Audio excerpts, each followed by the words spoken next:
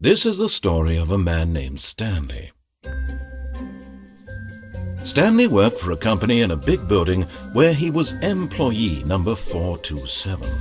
Employee number 427's job was simple. He sat at his desk in room 427 and he pushed buttons on a keyboard.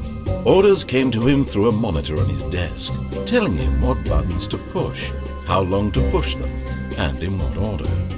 This is what employee 427 did every day of every month of every year. And although others might have considered it soul-rending, Stanley relished every moment that the orders came in, as though he had been made exactly for this job. And Stanley was happy. And then one day, something very peculiar happened. Something that would forever change Stanley. Something he would never quite forget. He had been at his desk for nearly an hour when he realized that not one single order had arrived on the monitor for him to follow. No one had showed up to give him instructions, call a meeting, or even say hi.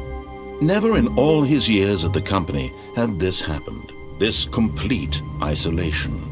Something was very clearly wrong. Shocked, frozen solid, Stanley found himself unable to move for the longest time. But as he came to his wits and regained his senses, he got up from his desk and stepped out of his office. All of his co-workers were gone. What could it mean? Stanley decided to go to the meeting room. Perhaps he had simply missed a memo.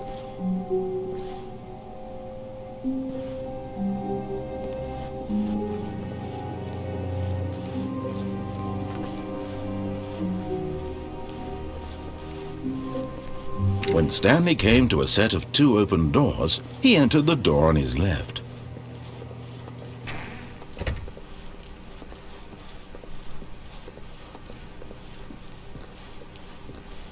Yet there was not a single person here either. Feeling a wave of disbelief, Stanley decided to go up to his boss's office, hoping he might find an answer there.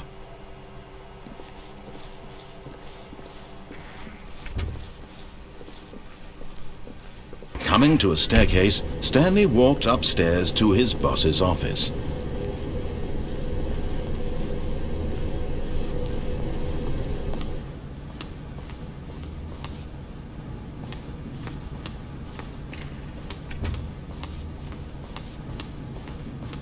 Stepping into his manager's office, Stanley was once again stunned to discover not an indication of any human life. Shocked, unraveled, Stanley wondered in disbelief who orchestrated this. What dark secret was being held from him? What he could not have known was that the keypad behind the boss's desk guarded the terrible truth that his boss had been keeping from him. And so the boss had assigned it an extra secret PIN number, 2845. But of course, Stanley couldn't possibly have known this.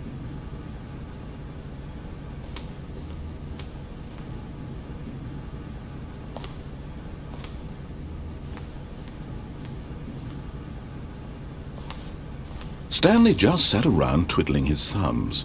Trying to input anything on the device was useless, since he could never possibly know that the combination was 2845.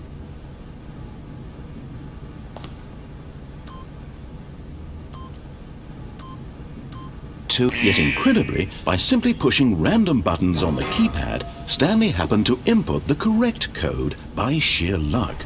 Amazing! He stepped into the newly opened passageway.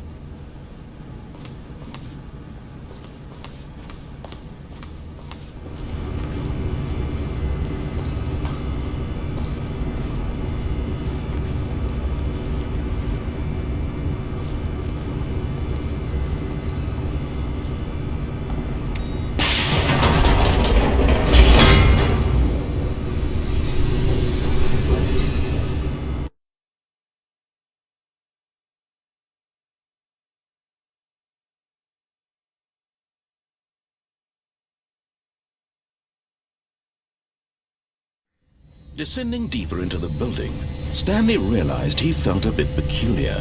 It was a stirring of emotion in his chest, as though he felt more free to think for himself, to question the nature of his job.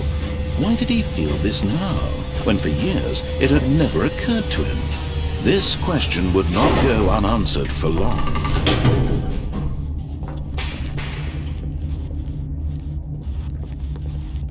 Stanley walked straight ahead through the large door that read Mind Control Facility.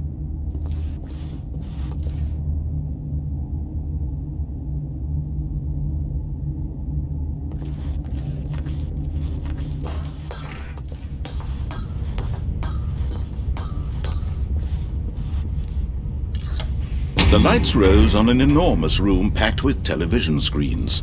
What horrible secret did this place hold? Stanley thought to himself. Did he have the strength to find out?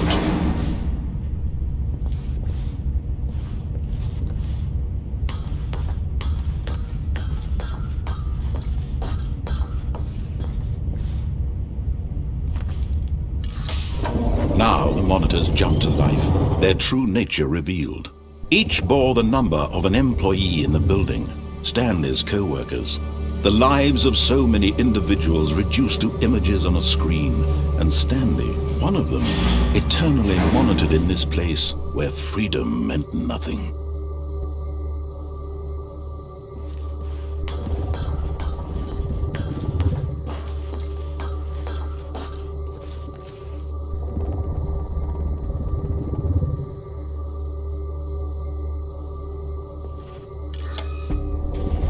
This mind control facility, it was too horrible to believe. It couldn't be true.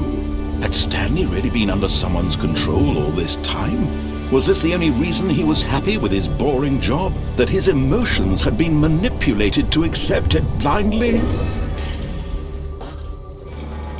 No, he refused to believe it. He couldn't accept it. His own life in someone else's control? Never! It was unthinkable, wasn't it? Was it even possible? Had he truly spent his entire life utterly blind to the world? But here was the proof, the heart of the operation. Controls labeled with emotions, happy or sad or content. Walking, eating, working, all of it monitored and commanded from this very place. And as the cold reality of his past began to sink in, Stanley decided that this machinery would never again exert its terrible power over another human life. For he would dismantle the controls once and for all.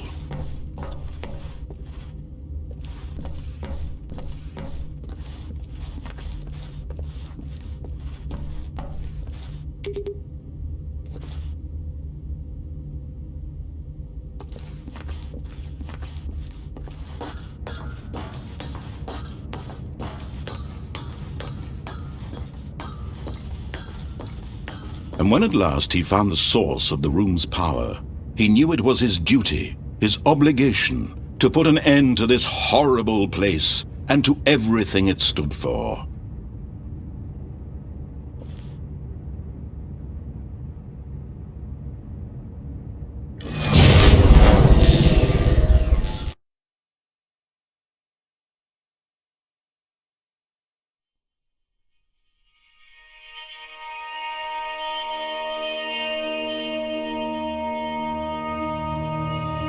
Blackness, and a rising chill of uncertainty.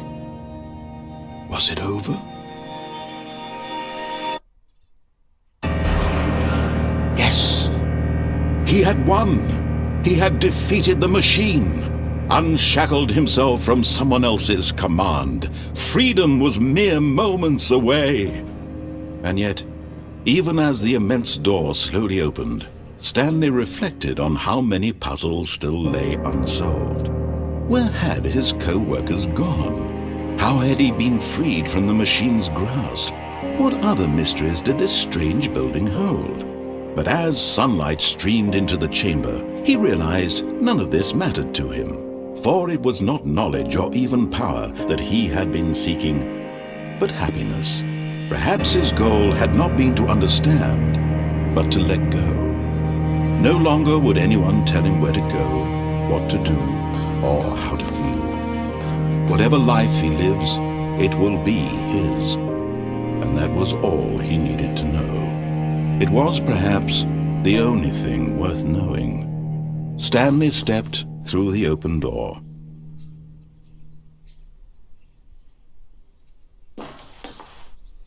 Stanley felt the cool breeze upon his skin, the feeling of liberation, the immense possibility of the new path before him. This was exactly the way, right now, that things were meant to happen. And Stanley was happy.